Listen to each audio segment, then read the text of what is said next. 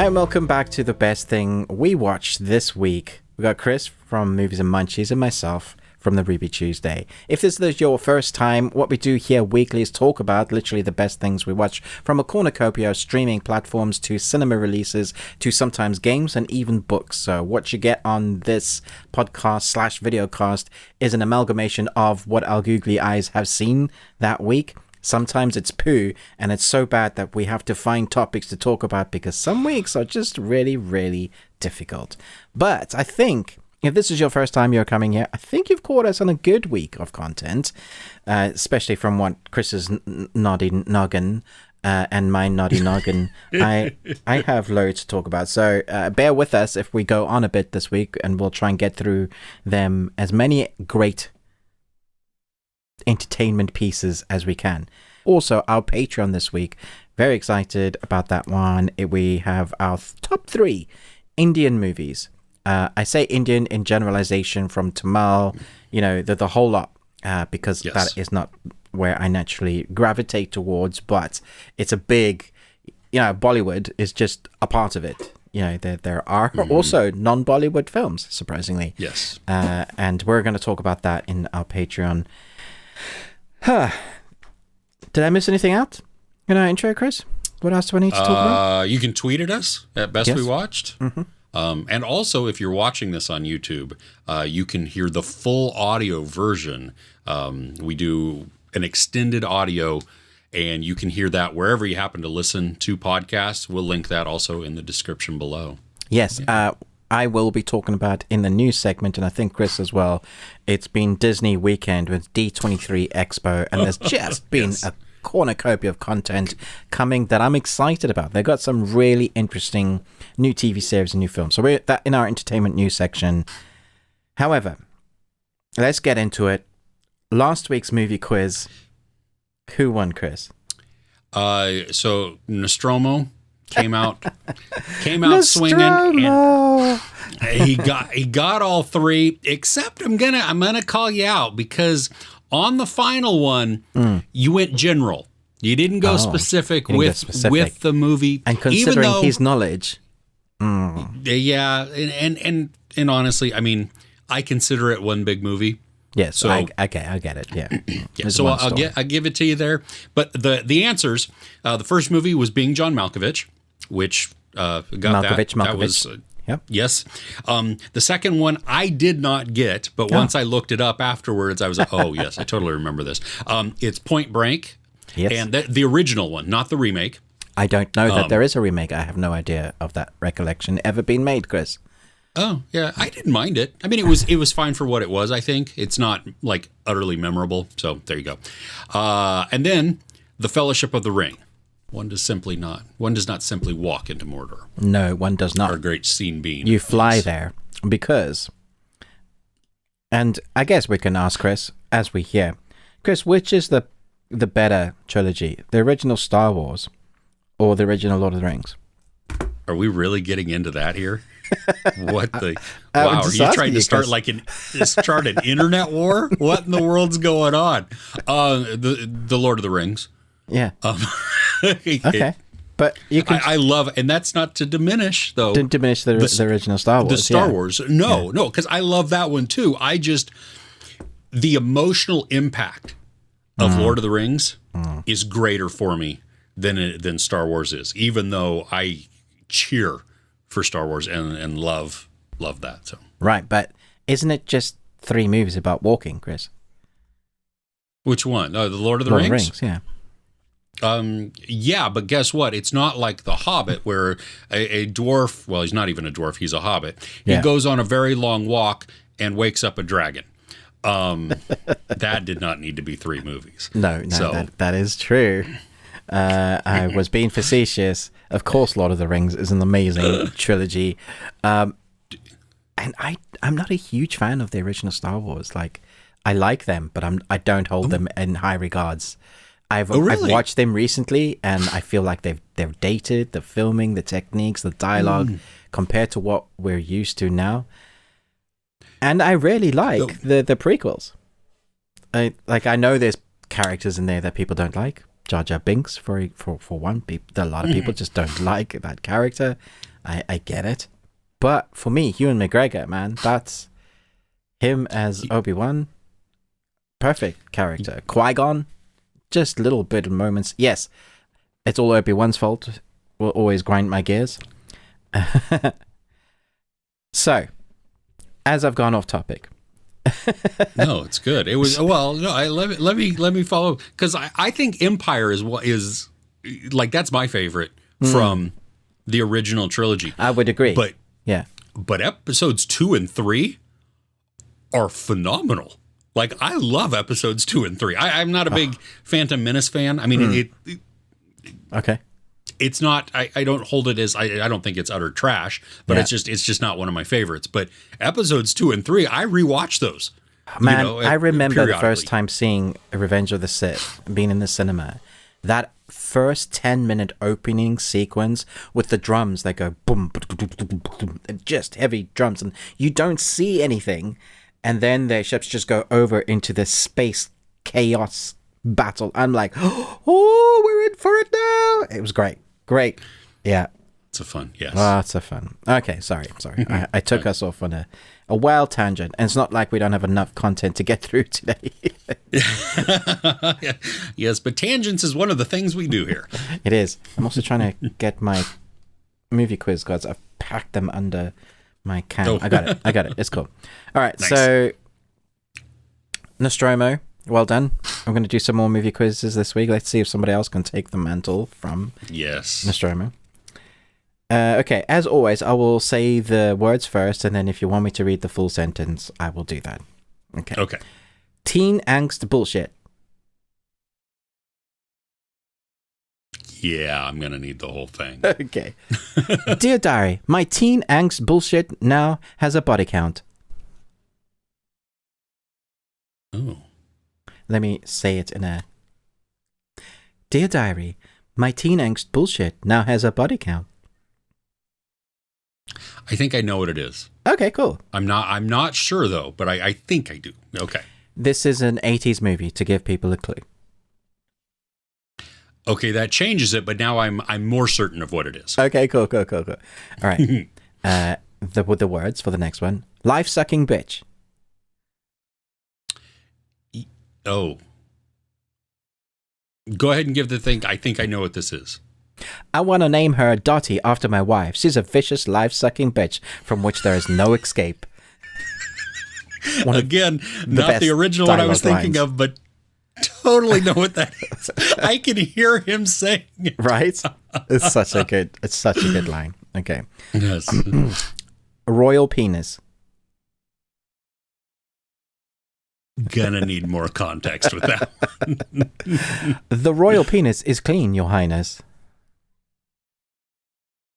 Yes. For the first time ever, I think I've gotten all three. Oh, outstanding. Hey, well done. Yeah. Okay. Oh, maybe. Well, I say that confidently, even though I'm not totally confident on the first one. So whatever. I'm going to go with my confidence there. Okay.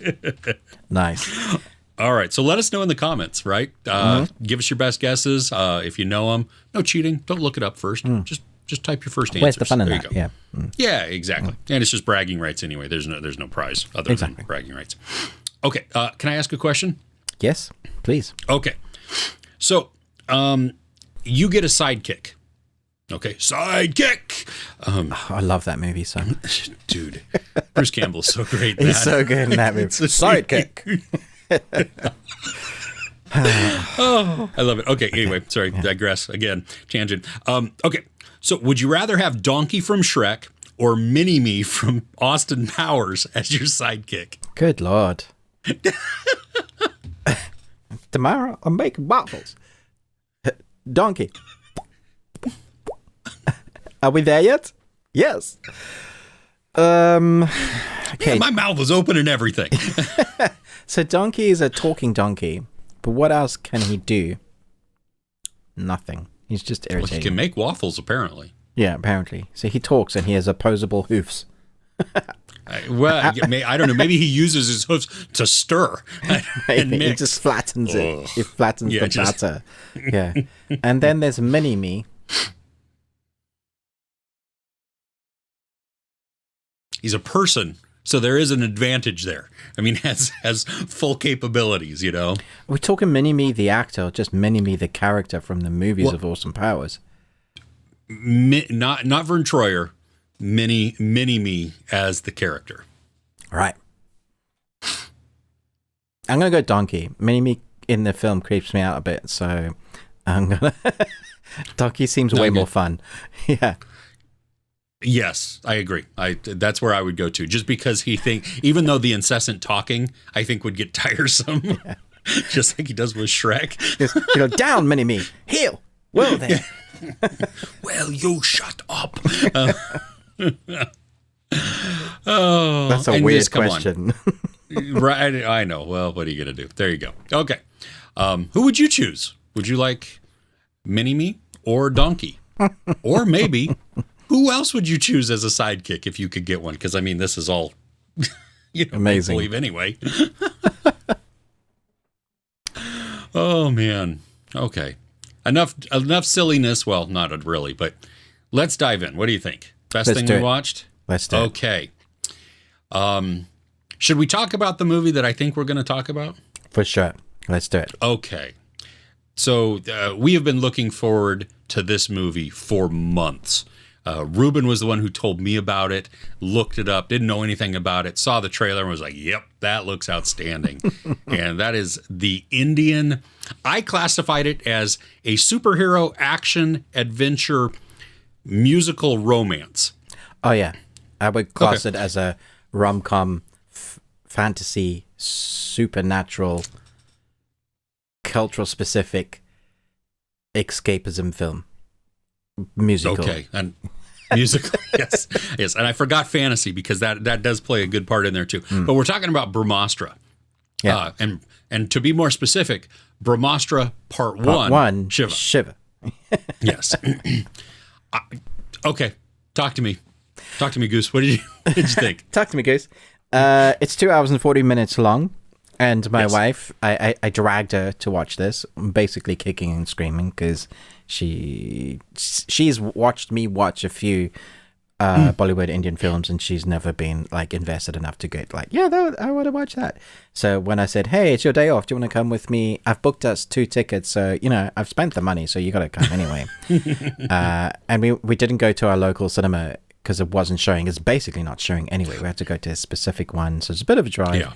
But the cinema, I've never been to a cinema deluxe before, but it's one of those reclining chairs that the feet come out and the back can go up. Like it's, you have so much space and room. Time out here. That's a difference that you normally don't have access to? Oh, yeah. No ways. Oh, that is very unique for us. I think all of our theaters now, other than the art house one downtown, have all transitioned to that. Been that way for a couple of years. Oh, so in the UK, we live in the Stone Ages a bit, and we have like these fabric carpeted chairs that have the thickness of about an inch, maybe half an inch. I mean, there. that's it's a bit of an over exaggeration, but yeah, that nothing like that would be classed as like VIP section, and even the VIP section chairs aren't that good. So yeah. So I went with that and wall-to-wall speakers on the roof. It was like 3D, 4D audio sort of thing. The screen was slightly curved like a IMAX. And I was like, cool, this is going to be great. And it was so loud. The whole movie was so loud that my wife she brings earplugs. And I see a lot of people doing this now as well. It's not a new thing that she chucked in her earplugs. It was still loud for her. Like, that's how loud it was. Yeah. Anyway, she loved it. Like, she thought, she came out and we were chatting for like 5 to 10 minutes afterwards about this film.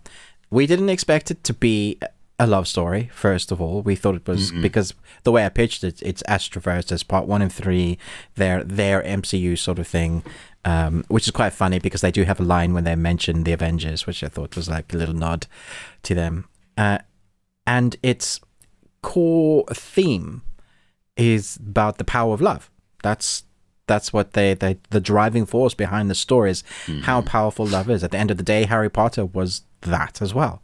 Yeah, love. And I thought, wow, but that was really interesting. So it doesn't matter what culture you're from, where in the world you're from, everybody understands the theme of love, and love conquers all sort of thing. how they could go about showing that was very different. And then, to top it off, the thing I was most worried about was the musical numbers and how it actually fits into the story. Because so many times I've seen the Bollywood films where now we're doing a 5 to 10 minute musical number, but doesn't really have any relevance to the story. And I like them because generally they're ridiculously expensive, probably more expensive than any MTV music video that you've seen. The amount of effort they put into these numbers, the costume changes, all of that, hundreds of people. And there's one particular one in this film that transitions from a cultural, religious overtone Diwali to DJ stuff. And the music transition of that was spectacular. Did you like that bit as well? Totally. Yeah. Yeah. And so, but the musical numbers all played a part in furthering the story as well, which I thought it just tied in really well. So I was like, I breathed a sigh of relief. Then spending the amount of time they did on the backstory, like the first hour on our main protagonist, who we like, who is an orphan of orphans. He looks after orphans even because he's lost, because of the story, without spoilers. There's stuff in his background that makes him an orphan. You just like him as a character. I said to my wife, it feels like Bollywood is here to stay, but it also feels like they haven't come out of the 90s films. Like when Hollywood was doing blockbuster action popcorn flicks that were just fun escapism films. That for me is this in a nutshell, added with culture and music. So it's explosions, it's super big and expressive. It's also totally unbelievable. But it's back in the day where those films are what we wanted. We didn't want to go from our daily, depressing work, COVID world, people dying, the Queen dying, our government changing. The last thing I needed to go was another realistic look at life. Sure. And that's very much what Hollywood is into at the moment. Biopics up the wazoo, everybody telling us how crappy life is. And you get an Oscar, and that's fine. There is a place for all of that. But for me, what flicks my switch is escapism. And man, this film just delivered on every part. From the incredible score and theme, which I was humming at the end, to the actual songs that I was tapping with my foot and enjoying. Just like, you should have seen me. I was in it, Chris. I was like, yes. Come on, let's go. I could talk about this film all day. You tell me what did you think, Chris? Okay. So yes, the escapism was outstanding. I thought the special effects were done so well. I mean, it was actually a breath of fresh air, especially where we have come from watching Hollywood movies like Pirates of the Caribbean, the beginnings of the MCU, through a lot of that. I mean, having some really good CGI till now, most of these have been sketchy. And we know that it's because they're pushing out too many, that it's overworked. They're, too last minute changes, the whole thing. So I don't blame the effects houses on this. It's just the quality has seen a decrease. Yeah. And visually, I mean, we can see that. This was like, wow, these are great when they're used. That was the other thing, that it didn't rely on these all the time for that. Let's go to the music. Okay. Me too. I was tapping my foot.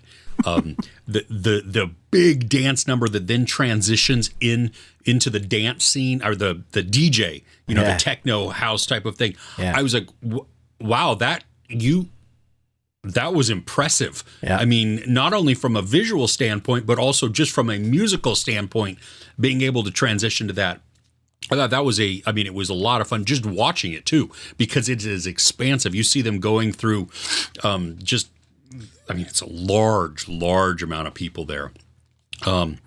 The other song, the love song, Deva Deva, which I love, in that you hear the theme that's played through the rest of the movie. And like you, I mean, I was humming it. I noticed it. I was like, oh yes, it evokes emotion as we go. Our main protagonist, Shiva, how awesome is it to watch a movie where even though we have kind of a reluctant hero, the dude is a good guy from the very beginning. Yeah. Like he's always a good guy. He doesn't have this big personality flaw that he has to overcome so that then he can have his hero moment. Yeah. He just needs to realize why he wants to do it. That's the biggest thing, and what his trigger is. Yes. Love that. Yeah, absolutely. I thought the emotion that's carried out. I mean, it takes us on this journey, and I loved that it took so long, I think, to really get to that the crux of maybe, or the climax, or the point where the battle is then going to begin. You know, that we've had action along the way. Yeah, it's not like there isn't action and excitement. There is the whole way through. Yeah. Yeah. I mean, they balance it really well through that. But within this, we get drawn into the characters. We get to learn about them so much more. And then, like you said, I was not expecting the romance angle. That whole love story that is in this is so, I mean, it's moving. Like one of the comments, or a couple of the comments I got was, did the love story detract from the hero story? And going into this, had I known that was like a huge part, I probably would have gone, not like, do we actually need that?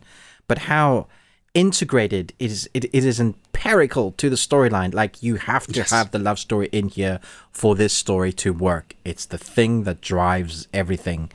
And I totally bought it. I was rooting for it. It's so cliche because he looks at the woman that that he's going to spend the rest of his life with. Totally. That's the woman.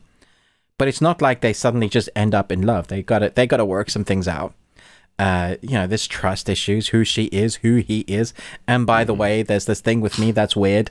And she's like, yeah, that's weird. and then, like, as things start to be revealed about him, I like the fact, like you mentioned about him being a good guy. She is also just all around awesome. Because there's this whole class system as well that is hinted and spoken about, which I thought was really good.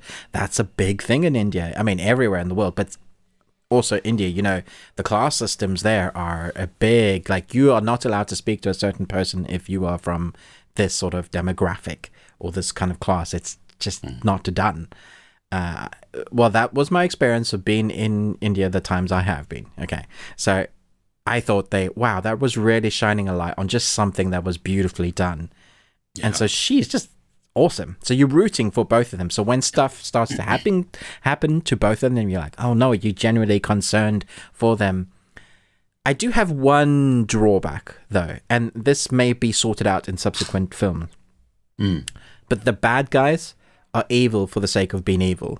Like, there's no real background story to them. Now, we do know that part 2 is called Dev, so we're getting what seems like a whole story as to why he is, or that. And without going, I don't want to do any spoilers. I can't give anything about him without kind of messing up this story. So yeah. Not going to do that. All I'm saying is I did want meat, because I like the fact that it was very contained. And it wasn't too many heroes that they were going into. It was just about kind of a protagonist and that story with him until the end. They would start introducing a few other characters, which I'm guessing is setting up part 2 and 3. That's great. But, there was this one particular female antagonist, or the enemy and her minions. And I was like, but who are you? Why do I care that you're bad? That for me was the only, and then it's minuscule. I still rated this 5. Nicolas Cage is at 5 because I just loved every moment. It set out what it set out to do on the tin. It did for me, like tick tick tick tick tick tick. That's what I wanted to talk to you about too, because I think it's important, at least for how we approach movies and how we rate them. This isn't a perfect movie. No, it has some predictable. There's actually quite a few predictable moments for sure within this. Yeah. I think Shiva's arc with some of the reveals is very predictable in that. but still, I came out loving it. Yeah. And that's where I think it is important, because it's like you have to take into account, I have to take into account at least how much enjoyment I got out of it, despite there being flaws to it. Because if I can have a blast with it, it overshadows any shortcomings that might be there. Exactly. Yeah. You also feel like you earn the action sequences and you earn the ending. And the ending is big. Yeah. Like, I knew it was going to be big, but I didn't know how big it was going to be until there were these moments I thought, oh, that's the action sequence done. Oh, no, it's still going. Oh, it's getting bigger. Oh, the consequences are even more. And I was like, this is amazing. And also, please don't die. I like this character sort of moments. There was, I think they did the climax very well. I mean, it was, I was invested in it. And there's a moment where somebody does something and you're watching it build and then it just happens and you're like, ooh. That was... Yeah. There's also consequences. There's not a get out of jail free card for every character. And you might be going into, well, this was a hero film. They're all... I don't think so. Because there's a moment. I was like, are you serious? That was... Okay. Shocking, right? Yeah. Right? Wasn't that... I was like, oh, yeah. You... Okay. Yeah. Yeah. Do yourself a favor. If you've never watched a Bollywood film at the cinema, go and watch this just for the spectacle, the score, the soundtrack, the enjoyment of the experience, and see if you can find a really full cinema screen. Because unfortunately, the one we went into had like 5 people in, but I did notice like all the screenings in the evening completely booked out. Which means that there is a culture already. They've been excited to go and watch this. I want to watch it with people that are there to enjoy the film, not go, grumpy grumps. Yeah. Mine. I was lucky enough. Mine was an early evening showing, and I think there was probably 15 to 20 people in there. Which is, my showing was 3D, which was cool. Wow! So you watched it in 3D? I watched it in 3D, yeah. And so it's not the crap that comes shooting out. I mean, it's just the depth. It's depth. It's the proper how I enjoy 3D now. Well, speak about that for a bit. How was that? It was cool. I mean, I don't think it.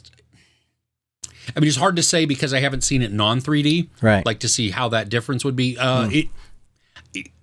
It wasn't bad. It didn't deter that. I mean, it was kind of cool in certain circumstances because you could feel the depth. You could feel that, and it gave. How was that for 3 hours with your eyes? I was fine. Okay. No problem at all. Nice. Like you, it was funny because you described exactly what happened in mine.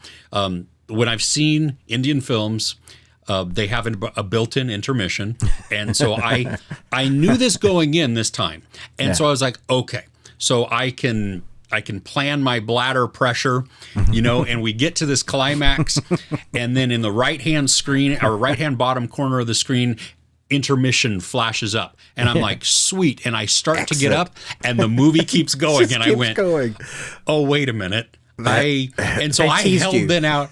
They did, totally, which was not the right thing because in my head now, my bladder was like, okay, we're getting ready to pee. We're time.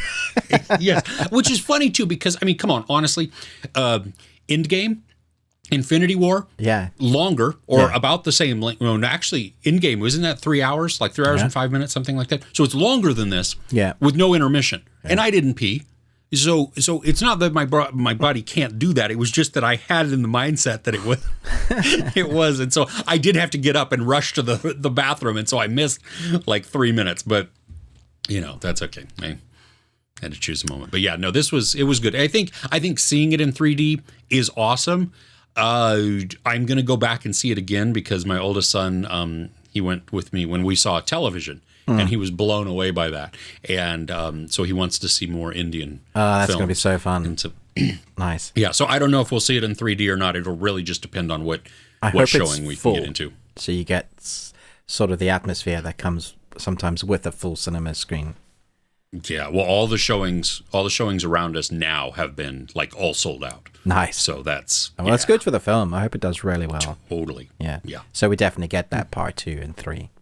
Yes. Oh, yeah. We need it. That's the thing. We got to have them because as much as I love this film, it is not anywhere near done with the story. They've just set up a massive universe, the Astroverse. Yeah. Yeah. Cool. So I'm going to move us on because we're at 33 minutes because we have a lot to talk about. Yeah. What is next on your list of the best? This one, a surprise. Okay. I was hopeful, but it was a surprise. And I know that it has not come out for you, so I'm going to be totally spoiler free. Thank you. And I may not actually even talk too much about it, but that's fine. It's Barbarian. Yes. This new horror that, if I think back to it, like what I just said about us, our ratings and what we, is there enjoyment? Does that overshadow the shortcomings? That comes into play in this one. Okay. This movie, the premise, which is very vague, is a woman rents an Airbnb. She shows up and somebody's already rented it. So there's this conflict there. Now, she then goes in. They share the time, and then weird things happen. And that's where I'm going to leave the synopsis. If you have not seen the trailer, if you have not watched a review, don't. Just, which is funny for somebody who does reviews. So don't watch my review. Please don't watch my review. Yeah, no, and I kept it spoiler free in there also. But honestly, this movie is better served going in blind because it is just a wild ride. There are problems as we get towards the end where characters make weird decisions. Actually, they've made dumb decisions all the way through. Yeah. So fair enough there. Okay. Some logic and some just kind of absurdities take hold. And yet with those, I had a blast with it. Like, I was excited for it. There were tense moments. Like, there was one point where I looked over and my wife is literally watching it through her fingers because it was just like, coming. There is obviousness to the story, which I know I'm listing like all these negatives, and it's still it's a blast. I mean, it is. There are very distinct acts within this film, and like when we get to the second act, there is a abrupt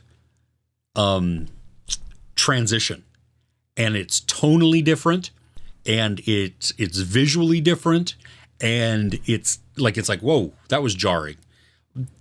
But then it makes sense and it works. And within that second act, there is some humor that is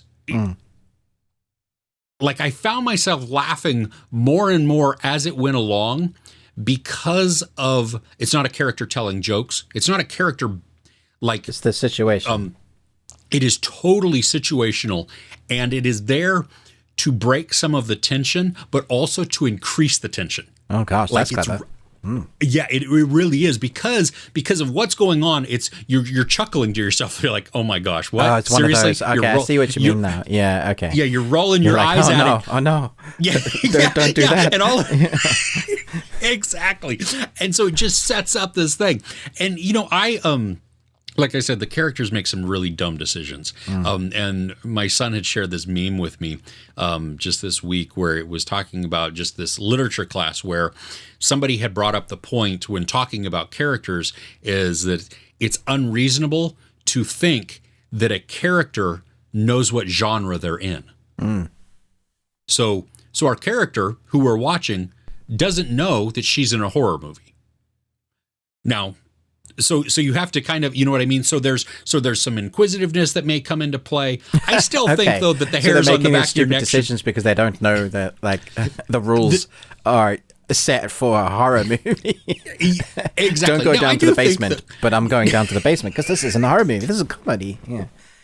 Yes, exactly. And so I think, though, still, like, if I were there, I mean, if it's real life and it's not a horror movie, even though sometimes life has been a horror movie, you still make dumb decisions. I mean, common sense comes into play and like, no, I'm not going to do that. Am I going into the attic without a torch at this time of night? No, I'm not. No. Because Toni Collette's up there doing a dance. Right. Yeah, thanks for that. Oh. Anyway, this, I know it doesn't come out in the UK. They don't even have a release date for you guys yet, but it is, it's totally worth watching. When I came out of the theater, my wife and I were talking, and I told her it felt like Malignant to me. Yeah. That not in the execution, but in the feeling that I had, that you have this silly kind of weird movie that almost shouldn't work, and yet it really did. And I had a lot of fun when I saw it. It was unexpected, and it twisted and it turned, and it went, ooh, wow, okay, that was cool. That's kind of the same feeling that you have here as well. So, okay, yeah, nice. Yeah. I'm looking forward to when we finally get that. Sounds like one that's going to keep me on my toes. Yes. I hope you're able to still retain like non-spoiler. Yeah, I'm definitely going to avoid, like, if I see trailers, I'm just going to click off and like, put my fingers in. Good. All right. What's next on your list? Yeah, okay. So let me read the synopsis.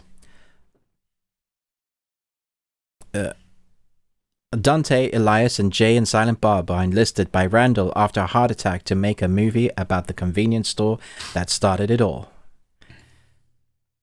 My tagline for this movie would be, have emotion, bring tissues. Wow. Yeah.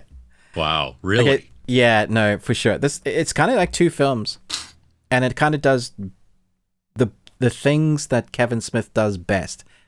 Both things. So you got ridiculously rude jokes out of left field that a lot of people have always found offensive about Kevin Smith. You have that script, that dialogue, that what made Clerks the original, what made it work is that he had something to say. A lot of people didn't like what he had to say, and that's how you get a cult following. You have that split diversity of people. Some people saying this is absolute trash. I don't get why people like this at all. Same thing, for Rocky Horror Picture Show. That's all that kind of cult status.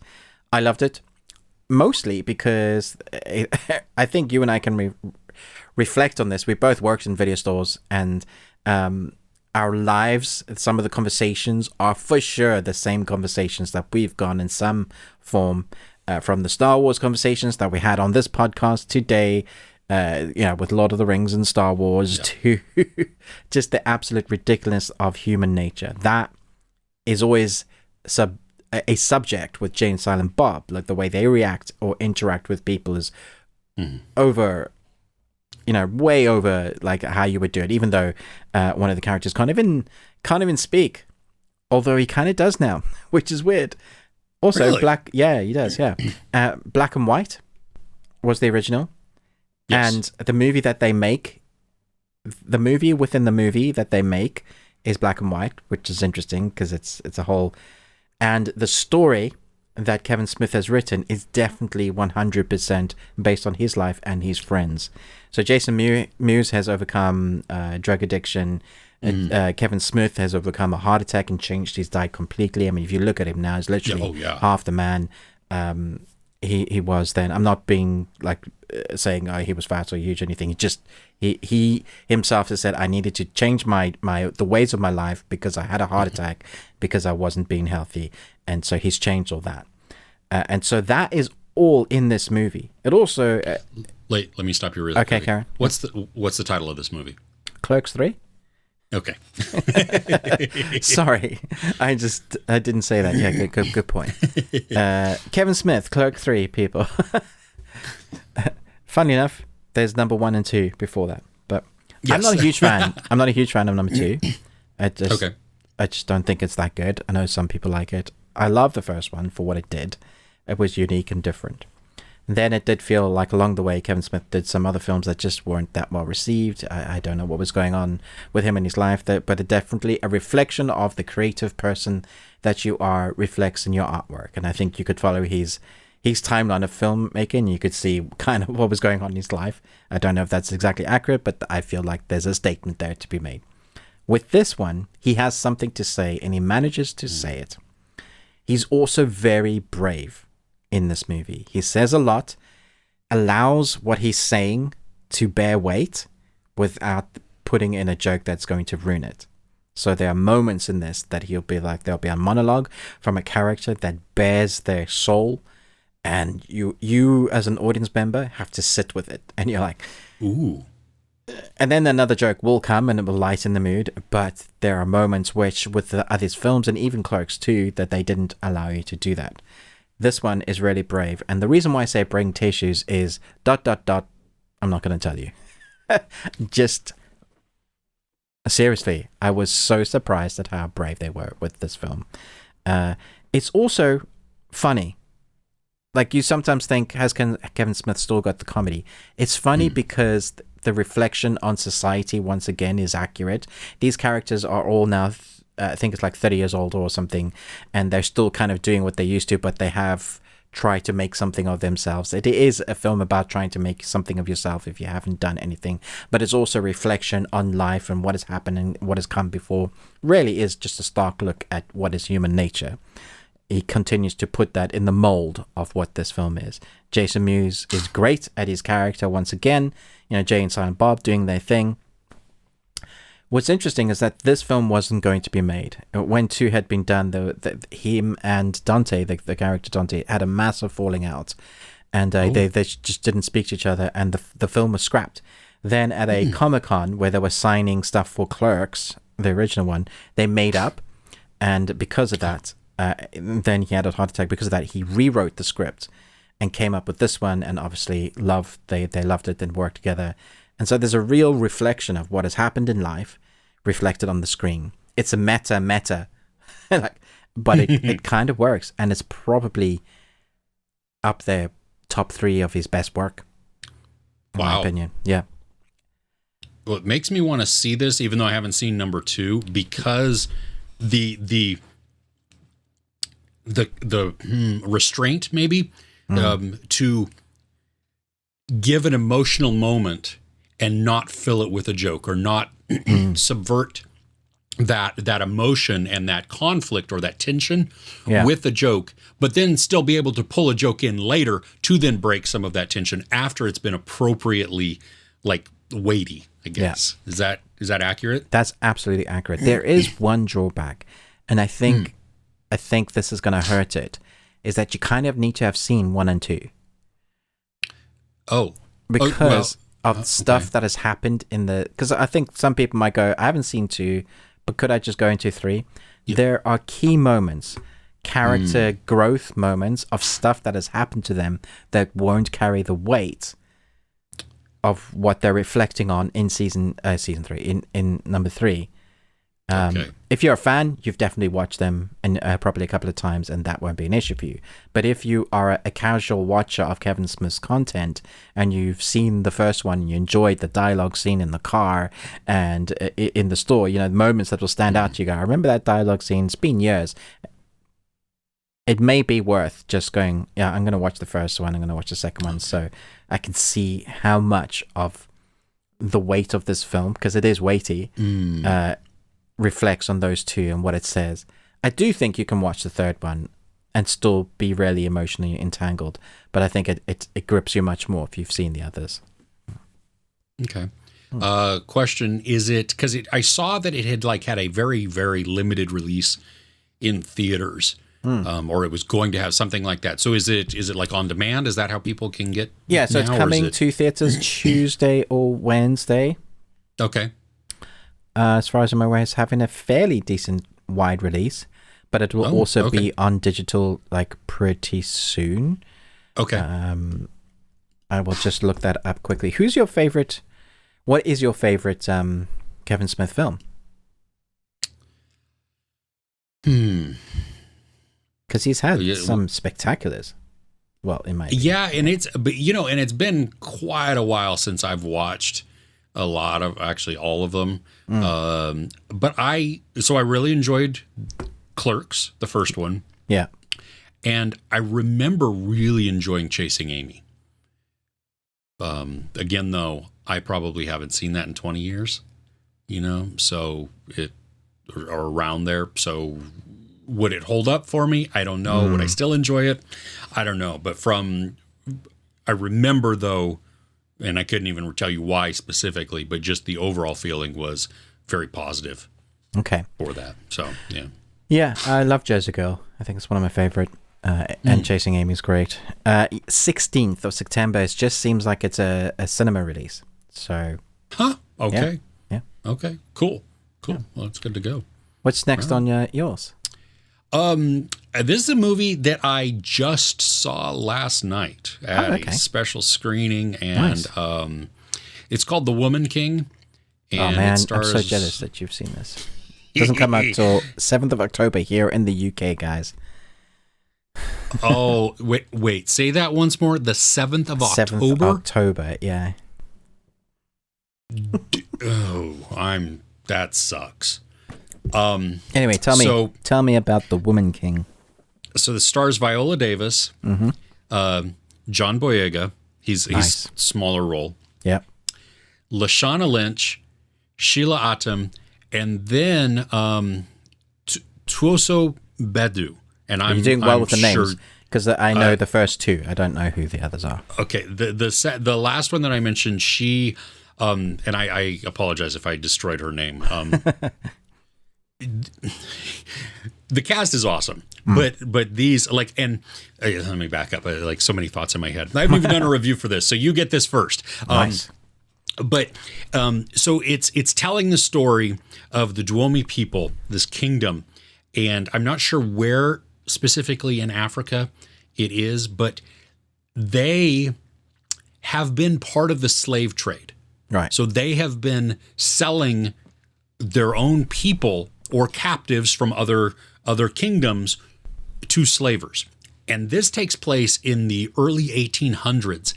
And the Duomi people have the King's Guard. Now they have a male version that are some of the warriors, but the ones that get it all done are their female warriors. Okay. And badass. Let me just say that they are rocking it. But from the story standpoint, this shows how they are recognizing that they are hurting themselves and that what they have been doing in the past of selling their own people to slavers, to European slavers, that's wrong. And how they're now trying to fight against that. Slavery is wrong. And what? Yes, I know. It's surprising, but it's a great point in this story where really you get to see this because these people have profited off of it financially just like the slavers have. I mean, they've been part of the slave trade. And so now you get to see them addressing it. I mean, the movie addresses it head on. Wow. It doesn't dance around it like oh, well, no, we kind of did it. No, they're saying we did this and it's wrong. And this is how we're working to fix it. This is why we think we should fix it. This is what we're going to do. Okay. It is, it's an action movie, but it's so much more than an action movie. I mean, it starts off with a great action scene that's pretty brutal. Has some quick cuts in that first one where it's like, it's kind of hard to see some of what's going on, and it's also night. It doesn't detract from the excitement that you feel from it, but some of the moves I would have liked to have seen like more in context. Can't be as bad as Transformers at night. Oh, no. This was, you could still see what's going on. It's brutal. Right. Okay. And then, especially Lashana Lynch does something and you're like, holy crap, that's, ooh, okay. But then after that initial action sequence, the movie takes a big step back and it now introduces us into the kingdom, into the warriors, into their, how they become warriors, what it means to be a warrior, some of the internal politics with the king and, his council and all that. It's very interesting dynamic because growing up in South Africa, that's not the history I learned. It was generally, Zulu chief dudes with 6 or 7 different wives, one for each day of the week and the reason why he had those wives was because one was for cooking, one was for preparing meals, and it was the guys, like the Maasai warriors, they went out and did the hunting, the Khoi or the San, they were the hunter-gatherers. So a different part of Africa I didn't know about. Very interesting. And it's based on a true story as well. Based on a true story. And so Viola Davis is the general of these female warriors, and wow. Okay, so she has gotten really fit for this role. Yeah, she is. I've seen some of that imagery. Yeah, and it's not like she gets all super skinny or super buff. She looks like a warrior. I mean, looks like she's been fighting all her life rather than I've been in the gym all my life. Totally. Yes. A completely different body style with that. And she's powerful. And I love, we have a fierceness to her and just this power because she is a general and she leads this group of warriors. I mean, she has to have an air of authority, right? Yeah. And this hard edge to her. And I love that we also the story balances this with some softer moments with her. That she doesn't lose humanity, and she's not. There's moments where you're like, oh my gosh, you are a person. So she's relatable. Totally, yeah. I mean, from a human standpoint. Yeah. Like I can't relate to her as being a warrior, but I can as somebody who has to put up. Like, you're not a Zulu female warrior. What? Yeah. So so she has to have that persona here, but then also behind closed doors between just like her closest confidants, there's other portions to it. Nice. So Viola Davis is phenomenal in this. I mean, she is spectacular. Holy crap, though. Lashana Lynch, Sheila Atom together, separately, they are whoa. And Lashana Lynch, she steals it. Like, steals the movie. Like, I root for her every single time I am on there. Because just like... is she the new Bond? Or was the new Bond? Yes. Yes. That's where I know her from. And she's in Jurassic World. Right. Oh, yes. She was great in that. The pilot. Yeah, no, she's phenomenal. Yeah. And she is spectacular in this. I mean, I loved watching her. I love what she brings to the character because, again, fierce warrior. Like, just powerful. She'd wipe the floor with me every way, Yeah. Sheila Atom also, same thing. They even fight together as a duo at some points, and you're like, ooh, that's even more awesome. I just realized where I noted her from, the Underground Railroad. And she played Mabel, and she was incredible in that. She's I like her a lot. She's I'm even more really excited good to watch this now. Oh my gosh. Well, and then Tuoso Mbedu, who plays Nawi, or what she's nicknamed is Tsitsi. Nice. She's fly. She's a little annoying. Tsitsi fly. It's so, Tsitsi fly. Yeah.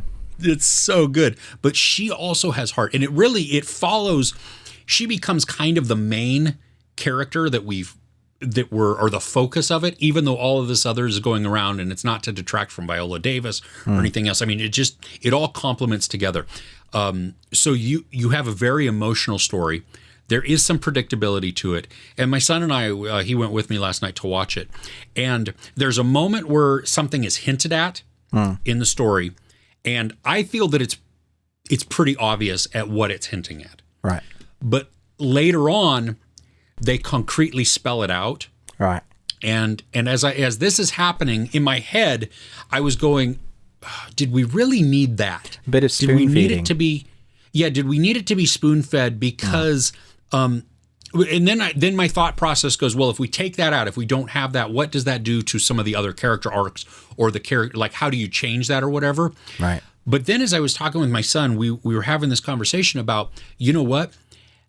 It's in certain instances sometimes spoon feeding or giving like concrete evidence to what was supposed is better because it doesn't then make the audience get caught up in a like they don't get distracted over here by what they're thinking about because you need everybody to understand it to then move on, and so that you can get the more reason for the story. Like, this is important and it's key to certain motivations, but if I get everybody distracted over here, they miss then the larger arc that happens afterwards.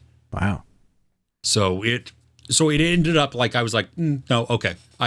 Fair enough. Yeah. Okay. I wouldn't, I don't know how I would have changed it. I think some of the obviousness didn't need to be there. But on the other side of that, if it helps people progress through the story so that we get to the actual part of it that matters even more, yeah, fair enough.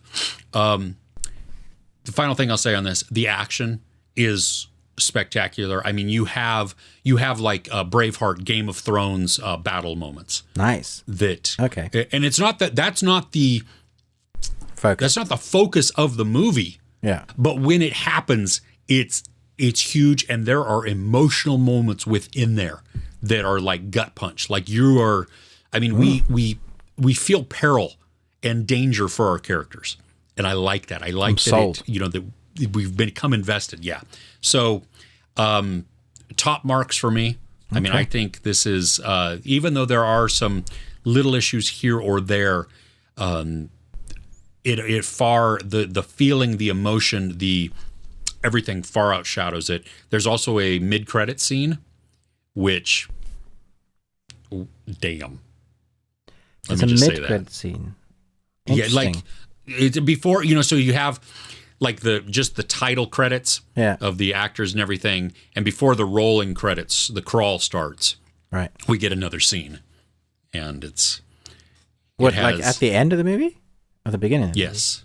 Movie? Wow. No, at the end. At the end. So is that suggesting there could be another one? No. No. Okay. No. Okay. It's just. It's like I didn't think it was that type of film. Yeah. No. Correct. Yeah. No. It's not a cliffhanger. It's not a. Thanos will return type of thing. It's not any of that. It's giving an emotional moment, and then also using being able to give a statement within it, very subtly, but like, oh, okay, I like that. Okay. Yeah. Nice. Now we get to the section where Ruben feels disappointed. We're going to say, like, in the best thing we watched. Oh, no. But Ruben is disappointed. There were a couple of titles coming this week that I was really excited to watch. And I was just disappointed. So Ruben is disappointed section. Let's go. The End of the Road with Queen Latifah. Oh, no. This film started off as a good family drama, and then they go on the road thing, and there's this there's this climatic event where the family member does something wrong that ends them up in a situation they shouldn't need to. First of all, it's totally unbelievable. You don't believe that the characters would keep making those decisions. Also, for a thriller, it's entirely boring. It's just dull. Wait, it's a thriller? Yeah. Oh. Yeah. Oh, okay. Yeah, it's meant to be some sort of action thriller thing. It's dull. So I skipped over and went over to Disney and thought, you know what, I'm going to give Pinocchio a go. Because it's the new Disney live action movie. It's got Tom Hanks, Gordon Joseph Levitt. Yeah. The best thing I can say about that movie is that the CGI, they've gotten so good. Like the cat in this, you still totally know it's CGI cat, but like the way the fur moves, the facial expressions, I was just like, dude, you guys are good. Like, well done. It's so boring. It's so dull. Like, I was just like, yeah, okay, I'm done with this. So then, moving on, we went last night. We watched a pretty old film that came out in 2003. And Gus and I were talking about how funny it is that the 2000 films are now our 80s films, because that's how we think of it. Because that's the people just this generation's their 80s films is the 2000s, and I thought, yeah, okay. So this is one film that I think a lot of people either haven't seen or they didn't like, but it's in the vein of those destroying Earth movies. Oh, right. And I did want to ask you, Chris, how many times in films have you seen the Golden Gate Bridge being destroyed? I think every time there's just like the Empire State Building, right, or like the White House or the Eiffel Tower, the Big Ben. Yeah, Big Ben. Yeah. Okay, so Golden Gate Bridge gets destroyed in this movie. Just okay, fair enough. The only way to save Earth from catastrophe is to drill down to the core and set it spinning again. This cast has Aaron Eckhart, Hilary Swank, Delroy Lindo, Bruce Greenwood. There's a number of cast members in here that I just love. And the dialogue is really fun. And surprisingly, some of the CG still holds up. I was like, but this is so old. There is bits where I was just like, yeah, I can see what you were doing there. Have you seen this film, Chris? Which is it? The Core. I'm trying to think. The Core.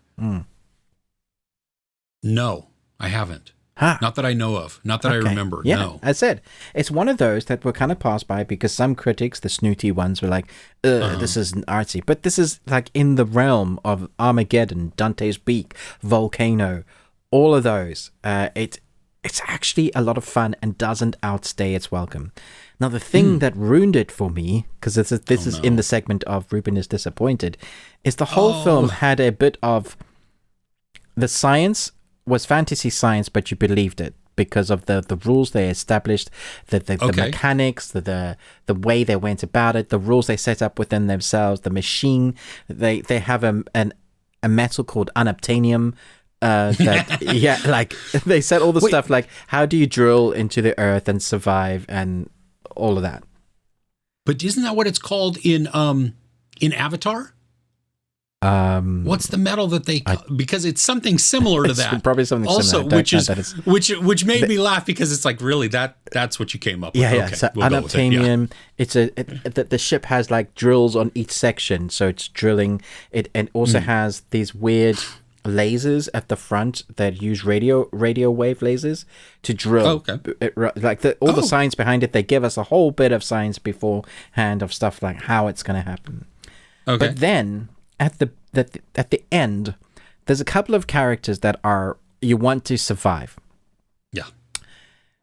But one of the characters opens a nuclear bomb and exposes the fuel rods. And you see there's like a Geiger counter in the corner that just goes like, and so if you've watched Chernobyl, you know when you're exposed to high levels of radiation, you've got maybe a day to live, like that high level.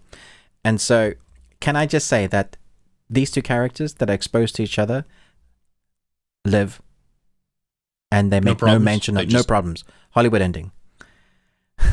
So they establish the thing that's happened with their science, and then they go, it's all cool because they're the heroes. And I'm like, what the crap, man? How did I just didn't see it like the first few times.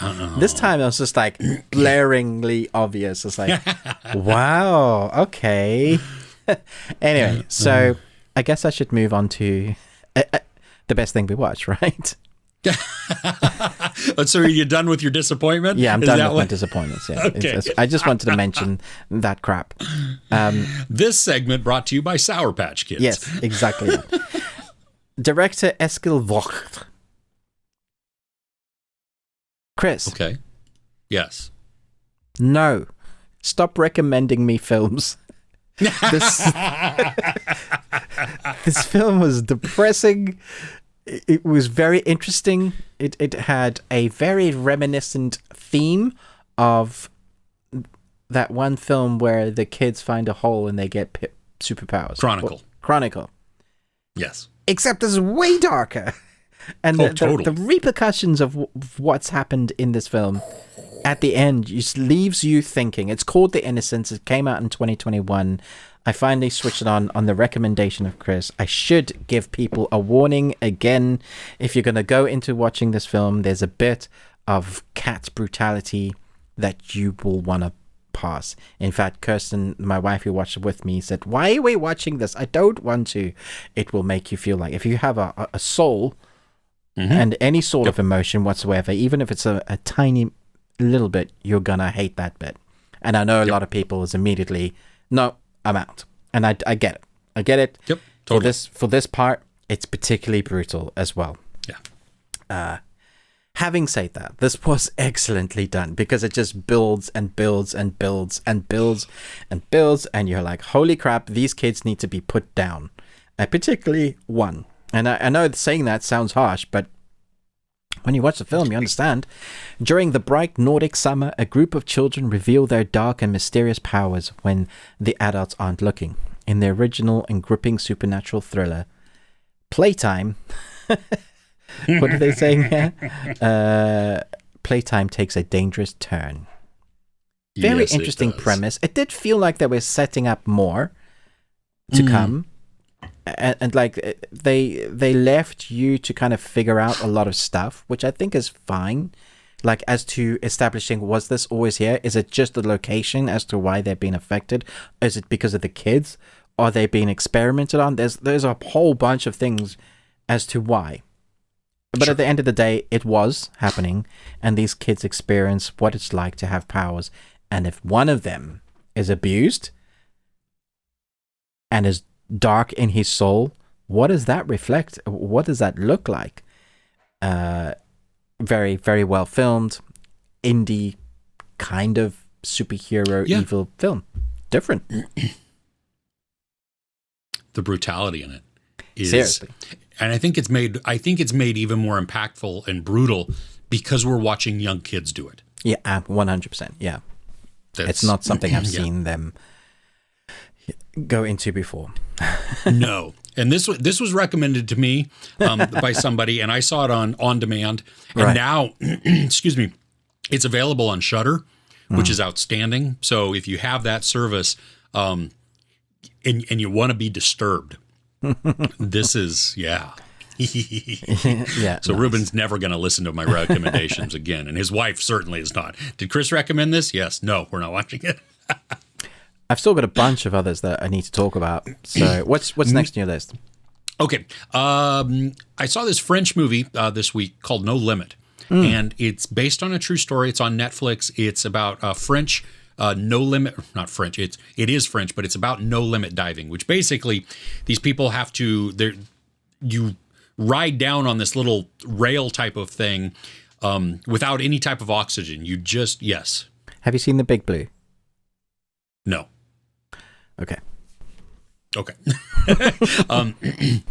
And so you have to hold your breath. They go down. You get down to the bottom, wherever that depth is. Especially if you're trying to break a record, it's deeper and deeper. And they have safety divers every 40 feet with oxygen tanks. But the premise of this is because you have sucked in air at the surface and gone all the way down. Your lungs have then become compressed. Yeah. But you still have the same amount of oxygen and air in your lungs. It's just been compressed. So if something happens at the bottom, you cannot be given oxygen because it will explode your lungs. Because even though I had my lung capacity was like this, it's now like this, and you can't shove more air in there because first off, you're gonna blow it up there. But as it gets up, you're gonna even have more.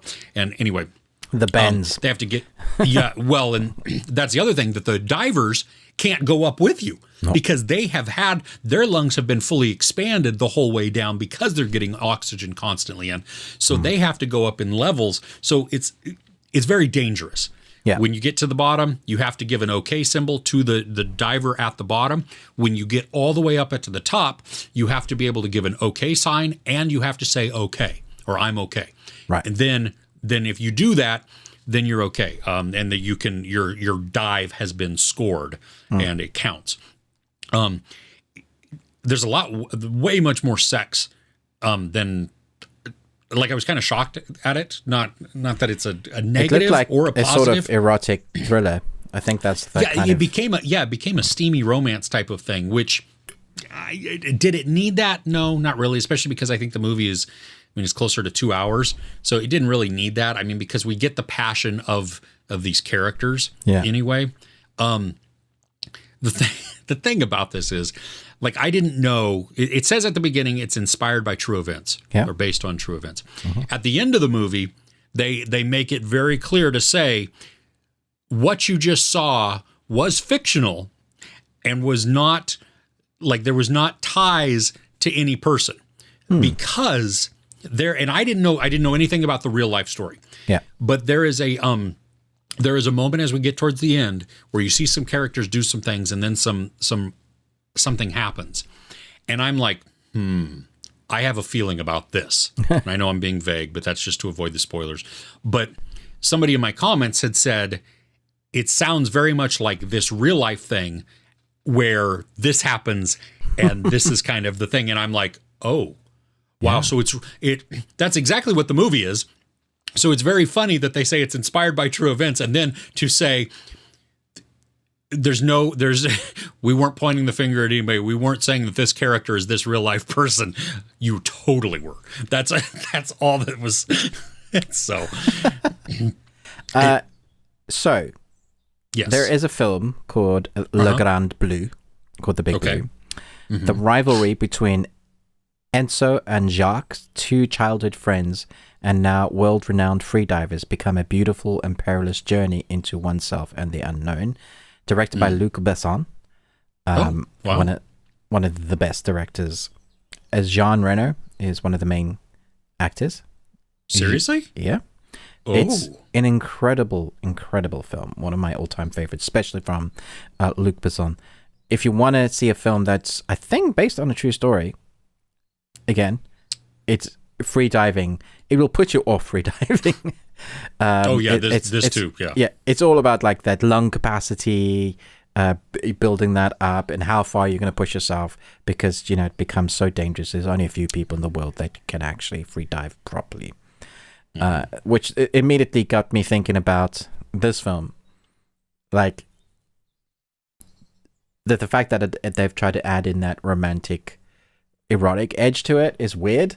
Because there's enough of a thriller story there. The story itself, just freebending, is scary. And if you showcase that in the right way, just the ocean itself, and then the tightness in your chest while you're watching, because, you're like, I just want one bit of air. Just give me a bit. And they've been under for so long. They can only get so much help. Like if you get in trouble, even with the tanks, you get in trouble down there, you lose the line. It's pitch black. You're dead. I mean, that's it. Yeah, it's a very, very real danger that you put yourself in. Yeah, I think not the level of sex that we get, but I do think some of it, at least, you need to feel the emotional connection that these two have, the passion that the two main characters feel, because that's one of the themes within this. It's passion and obsession. Okay. And so it does tie in, and you need to feel some of these character arcs and moments between them, and they have to be believable, even though, let me just say, that the relationship that we get is very abruptly started. Like, I'm like, wow, I'm not sure I buy that. It feels a little rushed. Yeah. Whatever. Going to go with it, and then we'll just continue on from there. So, nice. I'm going to have to check out The Big Blue. Yeah, it's so good. It's very, very good. So Netflix dropped a bunch of South Korean content this week, and two out of the three that I watched were excellent. The third one, Once Upon a Time, in a Small Town. Once Upon a Time, in a Small Town. Once Upon a Time, a Small Town? Let me get this right so people check it out. Once Upon a Time, a Small Town. Okay. Yeah. It's not good. Okay. Just pass on that. Just don't. Okay. You will save yourself some time. It's one of those that you kind of go in and but also because of the way they tackle animal cruelty, it's very lighthearted and comedic. I think might be something to do with the culture. I don't know, but I didn't like that bit, so that turned me off straight away. However, there were two others. Okay. One is episodic, so they do episode by episode release. Okay. And I thought it was really, really good. It's called Little Woman. Woman or women? Woman. Okay. WOMAN. Okay. And it's not based on the Little Woman book. It's not like that. It's basically taking a look at three women who are sisters.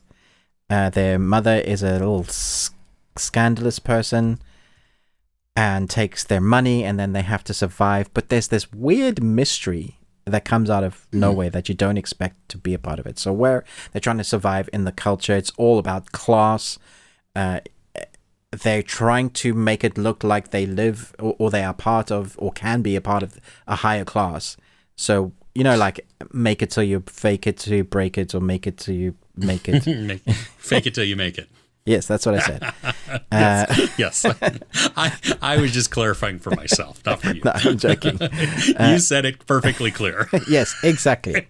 Three sisters with a close bond who grew up in poverty. It is the exciting story of the sisters as they get embroiled in a major incident and face off against the wealthiest family.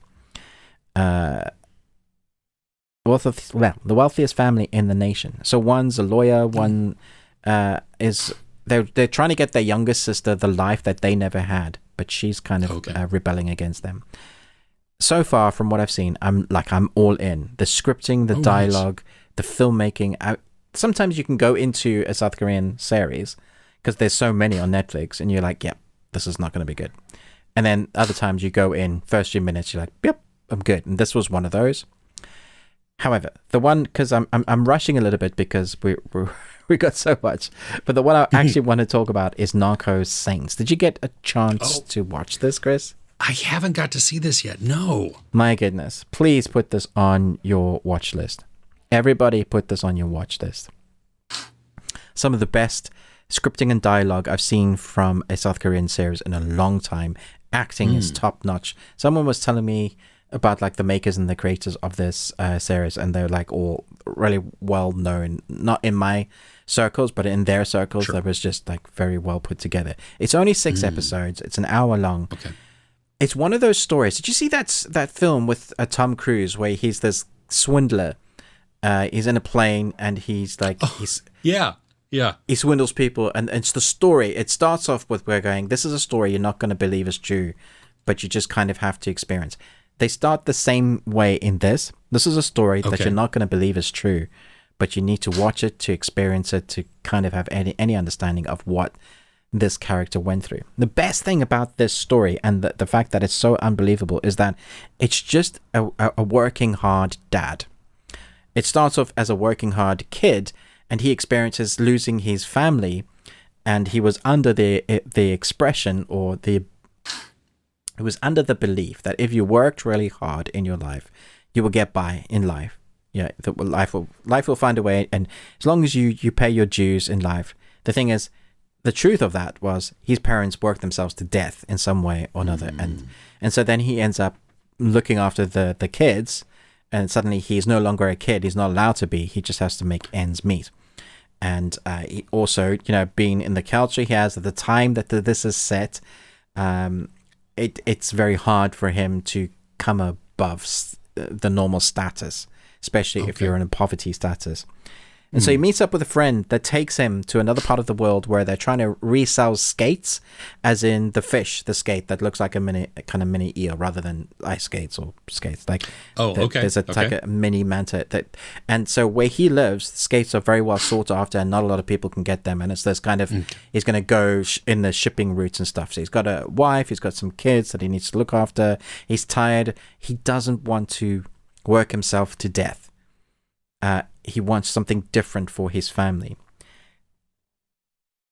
And then he gets swindled by a preacher that you think is on his side, who is actually the biggest the manipulator. The preacher it's a front, and he has a whole organization behind him. Even the mafia guys or the gangs don't mess with him. He's that character. And so he gets sent to jail, and he's going to spend a bunch of time in jail. But CID or SID come and make him a deal. We need to take this guy down. If you help us, we will get you clear of these charges, and we will, help your family, sort of thing. And so it's an escalation of where this working class everyday dad finds himself in the midst of a cult led by this guy that's a manipulator. It's such a cult that the people that are on his staff are trained to fight, but every day they wake up and given literally the Kool-Aid as blue juice with cocaine in it, right? So he gets them hooked on drugs from a young age, from slave labor, right up to so they literally are drinking the Kool-Aid. And every circumstance, this dad finds himself deeper, making decisions that he doesn't really want to make, really kind of gruesome in some parts, just thriller from one episode to the next, and ridiculously good dialogue, like top-notch scripting. I was riveted, like, from beginning to the end. It's the sort of thing when your wife walks past, she goes, "What's this?" And then she's there for 2 episodes. Like, damn it, I need to go and do something else. That's gripping. Nice. It's very, very good. Yeah. Is this a limited series or limited is it series. like season? Yeah, limited series, 1 story. Yeah. Oh, wow. Okay, even better. Nice. Yeah. Sweet. Yeah. What else is on your list? I've spoken for a long time, so please use some words, Chris. No, okay. Cobra Kai. Yay. I had a lot of fun with that this season 5. I like I've liked the kids' story, but I really like that this went back to the adults more and focused more on the adult angle of this. For me, season 4 I did not like season 4 as much. Okay. I was getting tired of the same old, like, just circular situations that they were finding themselves in. And this one felt a little different from that. It felt like we were actually, I mean, you still have some decisions that are coming back, but it felt more fresh, I think. It's not perfect. It's not a perfect It's never season. been a perfect series. No. Some things are rushed in it. Some, we bounce from storyline to storyline kind of sometimes quickly. But William Zabka, Johnny Lawrence. I think he steals this season. I think he's the best thing. Him and Chosen. Yes. And the thing that I love about Johnny in this season is that we're finally seeing, I mean, we've seen like attempts at growth and he's made little bits of growth here and there, but he makes big. Yeah, there's a realization because of something that happens. Yeah. That he doesn't want to repeat mistakes of the past. And I think that was a really good moment, kind of just showing, So I was worried that they were going to change his character because of this thing that's happening. And like even the aesthetics of his room, that like he's changing all this stuff. Like, does that mean now that he's not going to be Johnny? But absolutely not. He's still making the same stupid mistakes, but he has learned. He has grown. Yeah, that's one of the best montage scenes is he gets a side gig where he becomes an Uber driver and like a DoorDash kind of guy, and just the fact that he is Johnny in this environment, it made me laugh so much. And just I like though that what he does, what his transformation brings to some of the other characters as well, and how he influences, and how we get to see then growth in some of the other characters where things have been resolved or they're being worked through. This season had a much more positive feeling to it, where I can see that. You know what I mean? Like there are dramatic issues that are coming into play. It's not like everything is happy-go-lucky, but I felt like this was more of a positive trajectory going up, where things are, people are responding to things in a more mature manner, that they have learned, that they're growing, and now we're seeing just people come together, which makes for a happier watching experience too. I mean, I don't mind the drama, and I think sometimes you need some of that to help balance it out, so that it's not just all smiles the entire time and you don't feel any type of conflict. But yeah, I don't know. I want to talk spoilers. I did like it, but I want to talk spoilers. Yeah, let's talk spoilers. Let's talk spoilers. We've given you the warning. If you're a huge fan, you've probably watched it by now, by the time this has come out. So we will do tags as always. But let's get into it. Okay, so I can finally talk about the bit that really annoyed me, and it was one of my most negative moments for the adults. As much as it concentrated on the adults, I thought it was more blaringly obvious that their martial arts was not up to scratch compared to the kids. So like they were the telegraphing the kicks and not really connecting with a punch, all that was blaringly obvious, especially unfortunately with Daniel's-son. I think he's the weakest out of 3. He just doesn't look like he knows how to fight, which is I guess maybe true, because out of all of them, he wasn't the professional fighter, even in The Karate Kid. He might have been a dancer or something. So, which is fine. I just want them to replace like those bigger choreographed moments.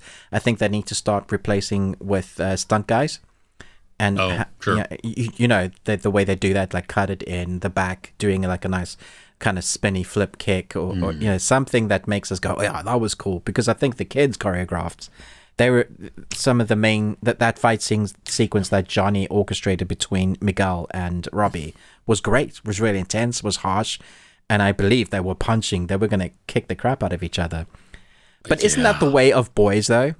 Kick the crap out of each other, and now we've sorted our issues out. I definitely had that a few times in my life. I don't know if you've ever had that. To some degree, yeah. To some degree, but no, but that's, I mean, and that's where that harkens back to what should have happened even in the first Karate Kid. Yeah, exactly. Yeah. Okay, so I liked the way it started. There was this beginning bit where we see Miguel going to find his father. Right, and I thought that was really interesting. We're taking our characters on a new route. We're getting Johnny and his son. They finally getting together. Cool, that's awesome. I like their whole road trip, and it shows them outside of culture, like getting played and messed up a bit. And that weird storyline with his father went nowhere. Like they're establishing this guy, and then they just leave him. They're like. All I can think is he's going to come back because they've established that he's a really bad dude. He didn't really figure out that was his son, but he's not stupid either. So I feel like he's going to figure it out, and that might come back, be a storyline in season 6, which could be a nice tie-in for the World Tournament. But Johnny fighting the MCU guy, just not a chance. I'm sorry. Basic karate with UFC. What is UFC? It just work that out. It's the mixed martial art fighting. I was like, jog on, come on. What I always think too, Jon Favreau's character in Friends. Do I look like the Ultimate Fighting Champion? It's just like, no, it was ridiculous. It was this is stupid. Anyway. So we have Silver being carted off into jail, and they basically say in a number of dialogue lines that he might be in jail for a long time because there's many offenses that we're going to chuck on him. Also, bear in mind, though, that Silver has a litany of lawyers and a big finance. I don't think it's without the realm of possibility that he could not come back for season 6. Except Kreese is out with a great escape. That he'd been planning the whole way through, which is great. We all saw it coming. Now, he is on the run from the police, but he did say that Johnny is his best student. And the whole season 5 for the bad guys was about legacy, right? What are they leaving behind? Silver and Kreese. So I think Kreese is going to come back to the World Tournament, whether it's through a surrogate or someone else, and pick up Cobra Kai. Because even though the Cobra Kaians, the students saw that Silver was bad, they don't necessarily like Eagle Fang or Miyagi-Do. The students don't gel together. They're not friends. So I still think we're not going to come back to, they're all going to be friends and they're going to join one group. I don't think that's a thing. I think that both season 6 will be concentrating on the World Tournament, and them two it's going to come to a head fighting other.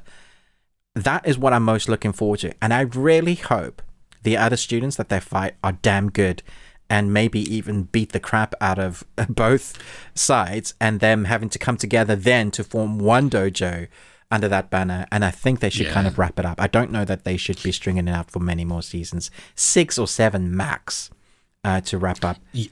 But I do have a theory that's quite exciting. But tell me your thoughts on 6. Well, spoilers. 5, spoilers. Let's see.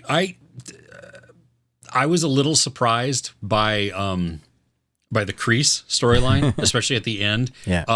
Because at first I really did. I was like, oh wow. Did they just kill him off? That was my thought. I was like, no, seriously? They just did they really do that? You know, the doctor going tasting the blood. What? Come on, dude. What doctor does that? No doctor does that ever. But it was cool that way. The thing I want from this next season is I like the character of Kenny Payne. The kid who was, bullied and then became the bullier or bully. Yeah, he's actually got a decent storyline. Yeah. Yeah, he does. I want his direction to be better. Agreed. He just was like the whole time, you know. Yeah, and he it's was like, very. Yeah, and I can get the anger. I mean, that, you know what I mean? If you've been bullied and then your life circumstances, I mean, it doesn't make you a happy person. I understand that. And I'm not looking for him to just all of a sudden be happy, cheery. But I want the growth arc from him, I think now. I want the directors to pull something else out of him other than him just kind of hunched over pouting the entire time. Right. You know, I had said that he looks like he's got a coat hanger shoved in his shirt, you know, across his shoulders there, because that's just how he never moves. And we know he's fast. Yeah, we know he's powerful. Yeah. Yeah. So he has what it takes to be the champion, but to be that champion also, we have to want him to be the champion. Yeah. No, I don't like him. Yeah. Yeah. You know, and yeah. So also, so there's he can that. punch you hard in the solar plexus. Don't let him do that.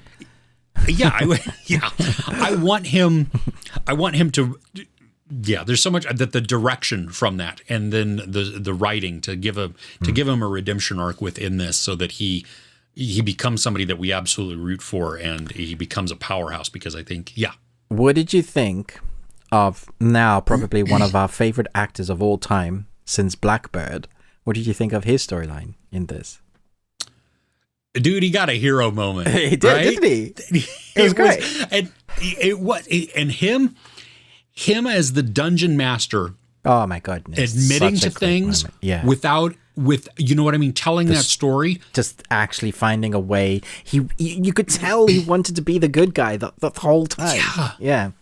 Well, yeah, and that he's a lonely person, and he wants to fit in, and he wants to have friends, and so that makes him do bad decisions. Yep. Because he does what he thinks is going to make him popular or accepted, and the emotion though that he has in that. I mean, and then when he shows up with Johnny's car, I got you this. know,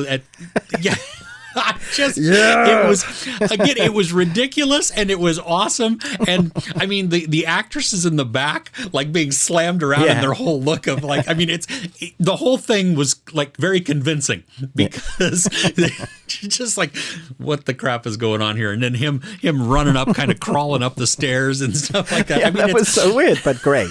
Like totally his character. Or wearing dark glasses while driving, and Johnny like, or Daniel saying like, "Shouldn't you take those off?" It's like, no, where we're going, we don't need roads. It was a lot of fun. I had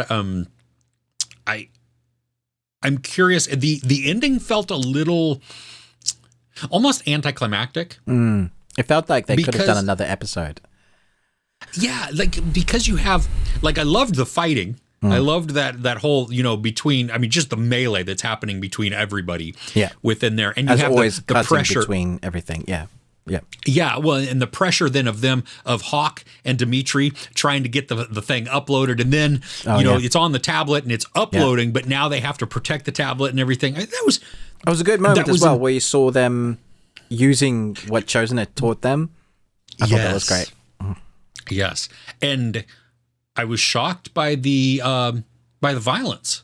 Actually, yeah, it was a lot more brutal. Yeah, Chosen especially that fight scene was damn. Well, and one of the henchmen losing some of the fingers there too, and I was like, because I don't think we've seen like blood or anything like that, other than maybe like a little bit of a bloody nose or something. Yeah, no, this was definitely more blood. Yeah, and a lot more swearing as well. I think they definitely went more adult.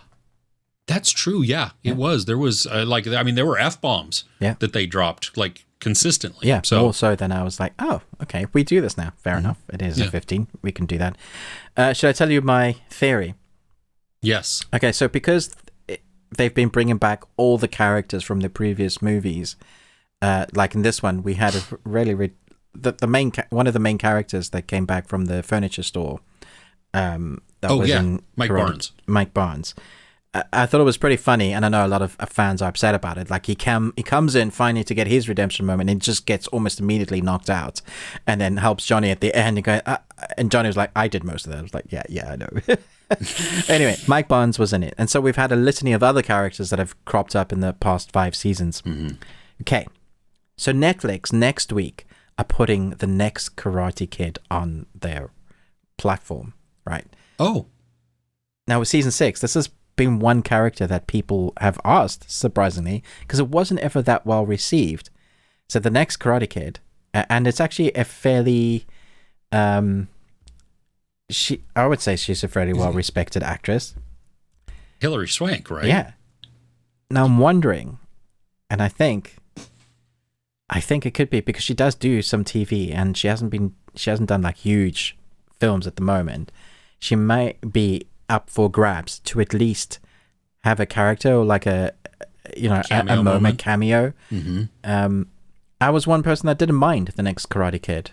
Like I wasn't like so attached to it that people like, yeah, that was rubbish. It wasn't great, but it wasn't as terrible as number 3. It was that kind of thing. So I think they're going to draw her into the world tournament as maybe a help, because we've got so many senseis that could be bad, that could be drawn in again for the world tournament with Cobra Kai. If Silver comes back and Kreese comes back and all those others from overseas come back, they were sorely outnumbered as to their help. Having her come back as a sensei to teach them something else, because she was tutored by Miyagi as well, if I remember correctly. So she has that kind of connection. I think that could be a thing. I could totally buy that. I think that would be great. And you figure they got Elizabeth Shue to come back for a cameo there. So it's not out of the realm of possibility. Even if Hilary Swank isn't featured like as a main player, just to have. She's done a few Netflix films as well. Like, it's not like they don't have a connection with her at all. So I think it could be really fun to see her do that.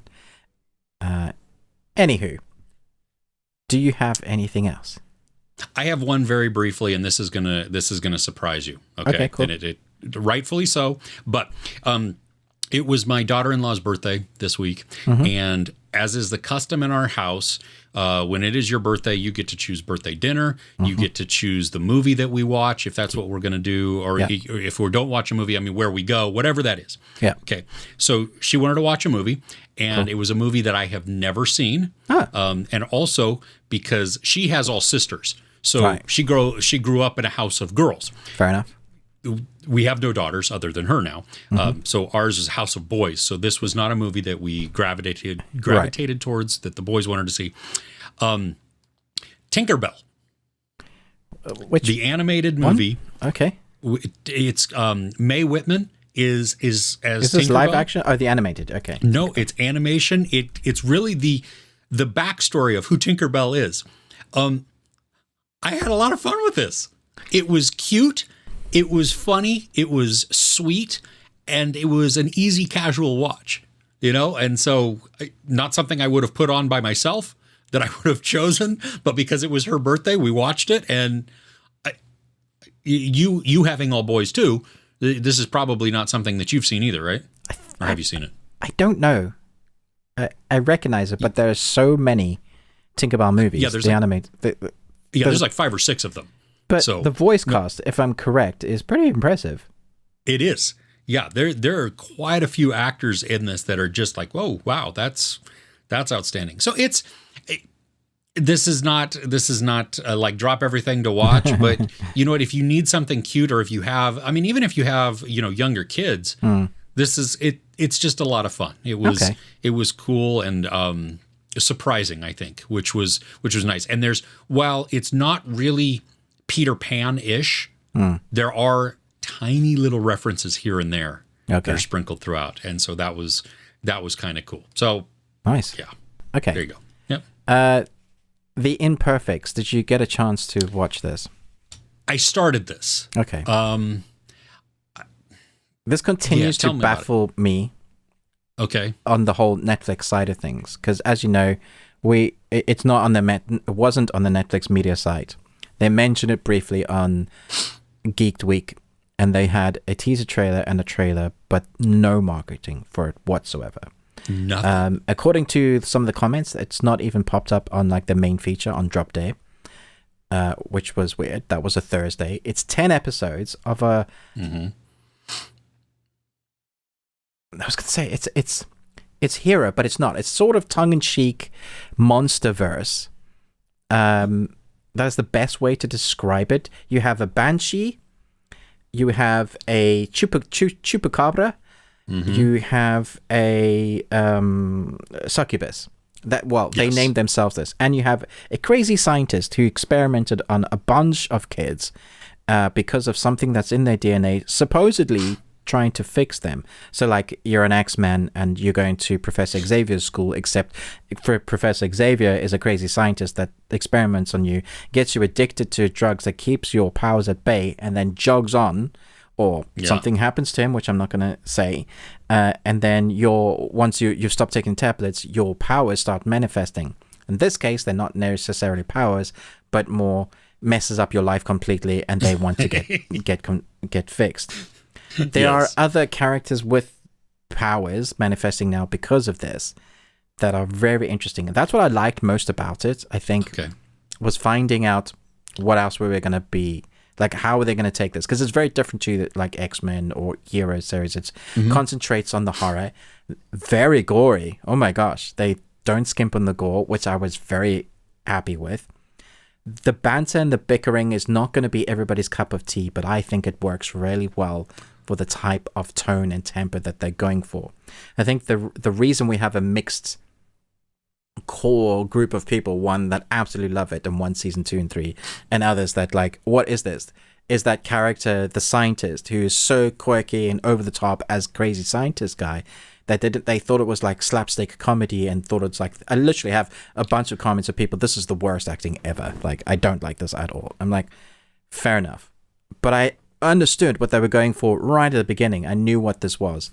And I'm like, yeah, I'm locked in. I'm enjoying this. I didn't get the lead scientist's voice. Like it was, he felt like he was doing some kind of caricature or something like that. And I couldn't tell. Tell if that was like a character or if that's how he really, it was like, no, that's his character. Like the character isn't putting on a voice. That is how crazy and eccentric he is. Yeah. Okay.